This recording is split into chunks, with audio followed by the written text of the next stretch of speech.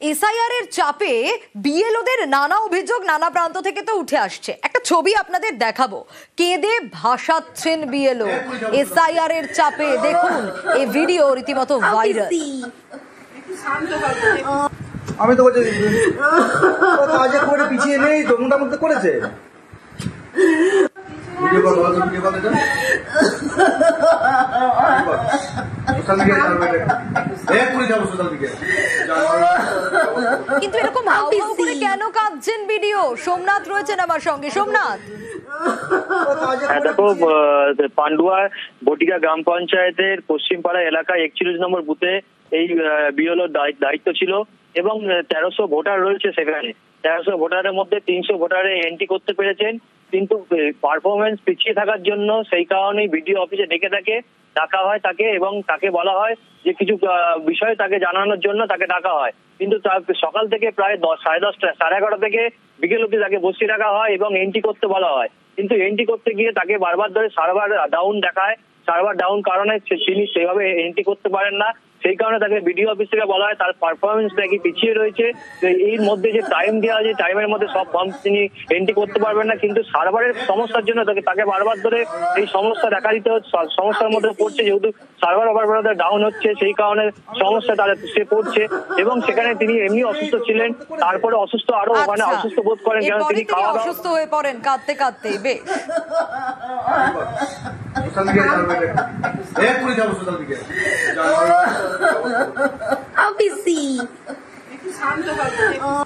আমি তো বলছি কাজে করে পিছিয়ে নেই তো, মোটামুটি করেছে। এই তো একটা ঘটনা দেখলেন, এবার আর একটা ঘটনা দেখাই। এসআইআর এর চাপে আরো এক বিএলও অসুস্থ হয়ে পড়েছেন, জ্ঞান হারিয়ে ফেলেছেন কাজের সময়। হাসপাতালে ভর্তি করা হয়েছে সেই বিএলওকে। জঙ্গিপুরের বিএলও, জঙ্গিপুরের 137 নম্বর বুথে এই ঘটনা ঘটেছে। ঠিক কি ঘটেছে প্রণবের কাছ থেকে জানতে পারবো। প্রণব, দেখো, জঙ্গিপুরের বড় যে এলাকাতে দায়িত্বে হিসাবে ছিলেন, বিএলওর দায়িত্ব হিসাবে ছিলেন এই কৌশিক ঘোষ। এতটাই প্রচন্ড কাজের চাপ গত কয়েকদিন ধরে, তারপরে কিন্তু আজকে হঠাৎ করে দুপুরবেলার পর তারপর অসুস্থ হয়ে পড়েন এবং তারপর জ্ঞান হারান। সঙ্গে সঙ্গে তাকে জঙ্গিপুর মহকুমা হাসপাতালে নিয়ে আসা হয়েছে এবং চিকিৎসকরা তাকে এইচডিইউতে ভর্তি করেছেন। এবং পরিবারের অভিযোগ, সকাল থেকে গভীর রাত্রি অবধি কাজ করার পর আবার ভোরবেলাতে উঠে কিন্তু তিনি কাজে বেরিয়ে যাচ্ছিলেন। এবং শুধু তাই নাই, এন্ট্রি করার একটা সমস্যা প্রচন্ড ভাবে হচ্ছে। তারপর প্রশাসনের পক্ষ থেকে তাড়াতাড়ি করে এন্ট্রি করার জন্য চাপ দেওয়া হচ্ছিল বলে কিন্তু মানসিকভাবে বিধ্বস্ত হয়েছিলেন এবং সেই চাপেই পরেই কিন্তু তিনি অসুস্থ হয়ে পড়েন বলে কিন্তু পরিবারের পক্ষ থেকে অভিযোগ করা হচ্ছে। বর্তমানে জঙ্গিপুর যে সুপার স্পেশালিটি হাসপাতাল আছে তার যে এইচডিইউ দপ্তর বিভাগে ভর্তি রয়েছেন এবং চিকিৎসকরা চিকিৎসা চালাচ্ছেন। বেশ, কি কাজ করতো আপনার ছেলে?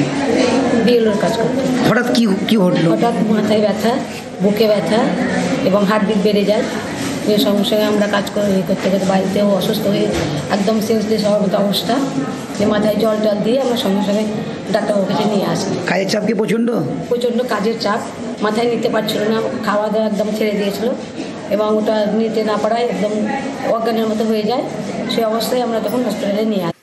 চোর সন্দেহে পরিচারককে মার পুলিশের, পুলিশ অফিসারের দাদাগিরি। আর তারপরের ছবিটা দেখাচ্ছি আপনাদের। প্রতিবাদে বাঁকুড়ার রানীবাঁধে একেবারে তুলকালাম পরিস্থিতি তৈরি হয়। দফায় দফায় পথ অবরোধ হয়, উত্তেজনার পরিস্থিতি তৈরি হয় এবং সামাল দিতে লাঠি ও পুলিশ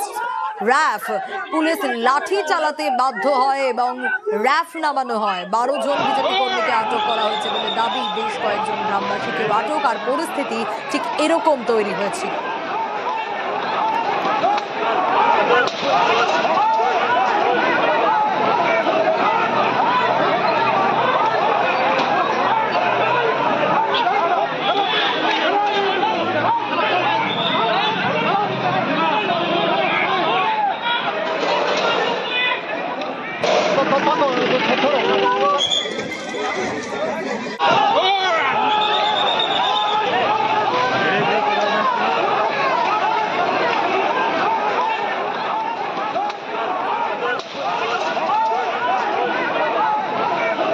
ঠিক কি ঘটেছিল, কেন এরকম পরিস্থিতি তৈরি হলো, এখনই বা কি অবস্থা, আরো বিস্তারিত জানাতে পারবে প্রিয়ব্রত রয়েছে আমার সঙ্গে। প্রিয়ব্রত, দেখো এখন পরিস্থিতি সাবধানে আছে।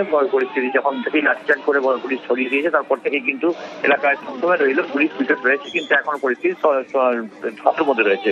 যে ঘটনা ঘটেছে ঘটনা গত বৃহস্পতিবার চুরির অভিযোগ দেয় যে রানীবাঁধ থানার যে মেজবাবু রয়েছে শুভম রায় চৌধুরী, তিনি অভিযোগ করেন যে তার পরিচারিকা 12 লক্ষ টাকা তার খোয়া গেছে বাড়ি থেকে এবং পরিচারিক নিয়েছে এই টাকা। পরবর্তীকালে সেই টাকা দিতে হবে এবং এই দাবিতেই কিন্তু মারধর করা হয়, হেনস্থা করা হয়, ফ্যান চালিয়ে অত্যাচার করা হয়, বেল্ট এবং লাঠি দিয়ে মারধর করা হয়। পরবর্তীকালে সেই টাকা নেওয়ার জন্য তার বাড়িতে যাওয়া হয় এবং বাড়ি থেকে ট্রাঙ্ক খুলে তার টাকা এবং কিছু অলংকার নিয়ে যায়, এমনটাই অভিযোগ পরিবারের। অন্যদিকে তার যে দিদি রয়েছে তার তিরস্কার করা হয়েছে এবং তাকে কুপ্রস্তাব দেওয়া হয়েছে এমনটা অভিযোগ।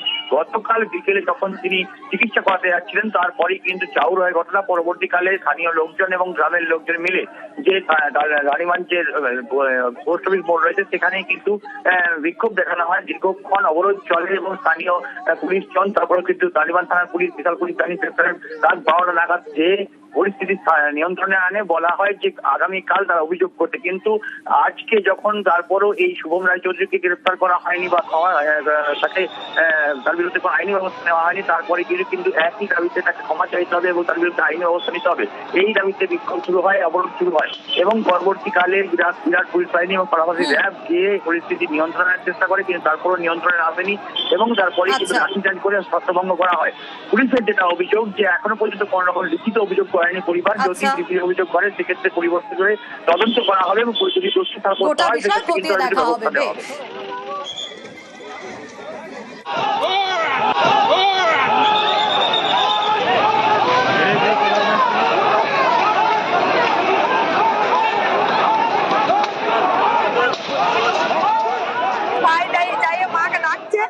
বলছে মা গো অ্যাকাউন্ট বইগুলো দাও না, বলছে কেন, বলছে আমাকে শুভম বাবু দমে মারিয়েছে, দিয়ে বলি কেন মারিয়েছে, বলছে এমনি বলছে চুরি করেছি, দিয়ে যাইয়ে ভাইয়ের মাথায় বন্দুক দিয়ে বলছে যে যদি কাউকে বলুস কোনো লোক পাড়া পাশাপাশি যদি কেউ জানাজানি হয় তো তোর ভাইকে আর পাবি না, মারিয়ে দিব। আমার জামা ছিঁড়ে নিয়ে ভাইকে কাল দেখাতে নিয়ে এসেছিলাম, আমার বুকের জামাটা ছিঁড়ে দিয়েছে, আমাকেও তুলে নিয়ে যাওয়ার চেষ্টা করেছিলাম। আজকে ওর শাস্তি আমরা নিয়ে তারপরে আমরা ঘর যাবো, ওর শাস্তি দেখতে চাই আমরা, এখানে ওর বিচার চাই। উন্নয়নের কাজে ডেডলাইন জানুয়ারি, নবান্নের নজরে বাংলার বাড়ি ও পথশ্রী প্রকল্প। এসআইআর এর কাজে উন্নয়ন যেন থমকে না যায়, কি বার্তা দেওয়া হলো জেলা শাসকদের? আরো বিস্তারিত এই বিষয়ে জানাতে পারবে সোমরাজ, রয়েছেন আমার সঙ্গে। সোমরাজ, দেখো আজ নবান্নে জেলা শাসকদের সঙ্গে সরাসরি বৈঠক করেন রাজ্যের মুখ্যমন্ত্রী মনোজ পন্ত। সেই বৈঠকে রাজ্যের বিভিন্ন উন্নয়নমূলক প্রকল্পের জেলা ভিত্তিক কি কাজ হচ্ছে তা নিয়ে বিস্তারিত রিপোর্ট নেন মুখ্যমন্ত্রী মনোজ পন্ত। নবান্ন সূত্রে জানা যাচ্ছে জেলা শাসকদের স্পষ্ট নির্দেশ দিয়ে দেওয়া হয়েছে জানুয়ারি মাসের মধ্যেই সব উন্নয়নমূলক প্রকল্পের কাজ শেষ করতে হবে, অর্থাৎ বাংলার বাড়ি পথশ্রী প্রকল্প, তার সঙ্গে আমাদের পাড়া আমাদের সমাধানের যে কর্মসূচি তার অধীনে বিভিন্ন ব্লক ভিত্তিক যে 10 লক্ষ টাকা করে রাজ্য সরকার দিচ্ছে সেই যে কাজগুলি হবে জানুয়ারি মাসের মধ্যেই সব কাজ শেষ করে দিতে হবে, এই বার্তা জেলা শাসকদের বৈঠকে দেওয়া হয়েছে বলে নবান্ন সূত্রে খবর। বাংলার বাড়ি প্রকল্পের দ্বিতীয় পর্যায়ে প্রথম কিস্তি 60,000 টাকা ডিসেম্বর মাসের প্রথম দিক থেকে শুরু করা হবে বলে সূত্র মারফত খবর। সেক্ষেত্রে বাংলার বাড়ি টাকা দিল যাতে বাড়ি তৈরির কাজগুলি শুরু করা যায়, এবং শুধু তাই নয় ইতিমধ্যেই যারা টাকা পেয়েছেন তাদের মধ্যে থেকেও দেখা যাচ্ছেন একাধিক উপভোক্তা তারা বাড়ি তৈরির কাজই শুরু করেননি, অনেকেই আবার শুরু করেছেন কিন্তু এখনো পর্যন্ত শেষ করেননি, সেই কাজগুলিও যাতে জানুয়ারি মাসের মধ্যেই শেষ করা যায়। পথশ্রী প্রকল্পে তুমি জানো রাজ্যে আরো 9,000 কিলোমিটার গ্রামীণ রাস্তা নতুন করে তৈরি হবে, সেই গ্রামীণ রাস্তাগুলো টেন্ডার যাতে দ্রুত করে দেওয়া যায় সেই কাজ জানুয়ারি মাসের মধ্যে শেষ করে দেওয়া হয়, সেই নির্দেশ আজকে দিয়েছেন বলেই নবান্ন সূত্রে খবর। বেশ সোমরাজ।